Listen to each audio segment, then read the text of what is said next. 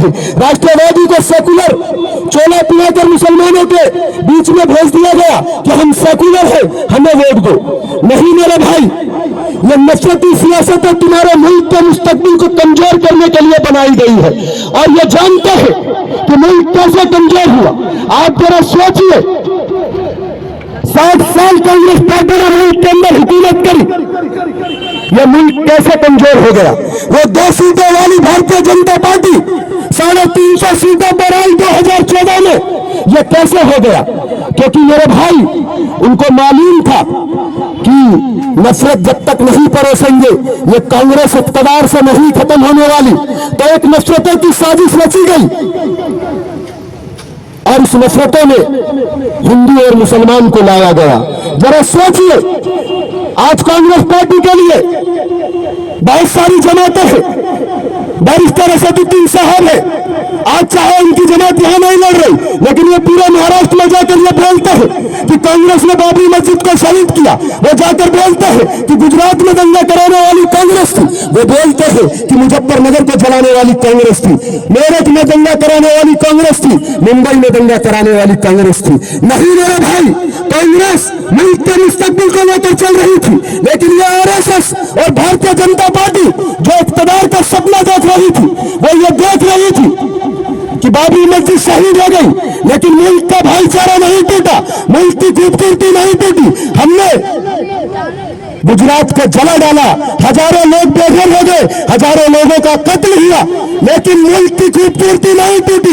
फिर भी मुल्क के हिंदू मुसलमान साथ मिलकर रह रहे थे और कांग्रेस पार्टी को इक़्तिदार दे रहे थे।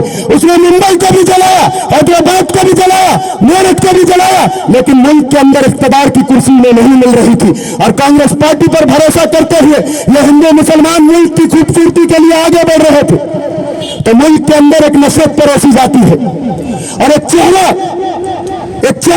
जहां पूरे महाराष्ट्र में मेरे यहां पर हिंदू भाई भी बैठे हैं, आज ये लोग उस अकबरुद्दीन ओवैसी साहब की, बैरिस्टर असदुद्दीन ओवैसी साहब की क्लिपें आती होंगी आपके पास, और उसमें नारा लगाया जाता है कि 15 मिनट, इस 15 मिनट में मैं अपने मुसलमानों से कहना चाहता हूं, इस 15 मिनट में तुम्हारा मुस्तकबिल को उजाड़ कर रख दिया है, इस 15 मिनट में हिंदुस्तान के भाईचारे को खत्म कर दिया है। अरे क्या हो जाएगा मेरे भाई 15 मिनट में? ये लोग बोलकर चले जाते हैं, लेकिन मुल्क की खूबसूरती खत्म कर आज मुल्क का यह हाल है मेरे भाई।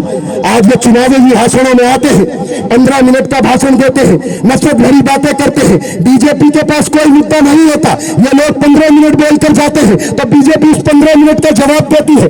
बीजेपी के पास कोई मुद्दा नहीं होता। जब बैरिस्टर असदुद्दीन ओवैसी साहब महानगर पालिका के चुनाव में ये कहते हैं कि हम बुरखे वाली को प्रधानमंत्री बनाएंगे, तो बीजेपी उसका जवाब देती है। बीजेपी के पास कोई विकास का काम नहीं है, बीजेपी और अमान के पास एक दूसरे से सवाल कर रहे हैं और हिंदू और मुसलमानों को नफरत परोस रहे हैं मेरे भाई। सोचना आपको है, समझना आपको है, मुल्क की खूबसूरती तुम्हें आवाज दे रही है। अगर आज भी आप लोग मोहब्बत का पैगाम नहीं दोगे मेरे भाई, आज ये सद्दाम जी के लिए मैं आया हूं, ये मेरे दोस्त है, इन्होंने मेरे को आवाज दी, इन्होंने इमरान प्रतापगढ़ी साहब को बोला था, लेकिन इमरान प्रतापगढ़ी साहब मोहब्बत की दुकान खोलने के लिए मुल्क के कोने कोने में जा रहे हैं। आज वो बहुत मुश्किल से उनका समय नहीं निकला,